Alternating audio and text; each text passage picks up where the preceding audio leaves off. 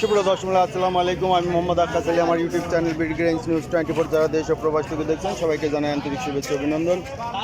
সুপ্রিয় দর্শক মূল্যে আজ 15ই মে 2025 রোজ শুক্রবার রোজ বৃহস্পতিবার অবস্থান করছি পাবনার পুষ্পপাড়ার জবের হাটে। আজকে জব কত কি দামে ক্রয় বিক্রয় হচ্ছে, কেমন চাহিদা আছে জবের, তা জানবো। সুপ্রিয় দর্শক মূল্যে এখানে একটা জব দেখা যাচ্ছে, ভাইয়ের কাছ থেকে জানবো যে এটা কত কি দাম হচ্ছে। আসসালামু আলাইকুম বড় ভাই। ভাই জব কয় মন আনছেন? 3 মন ভাই। জবের আমদানি হাটে কম নাকি কমে গেছে? আচ্ছা, এটার দাম কত বলতেছে? 1950 বললেন, একজন 1800 বললেন। 1800 একজন বলছে, 1950 সর্বোচ্চ বলছে। তাতে বাজার কম না বেশি মনে হয়? না স্বাভাবিক আছে?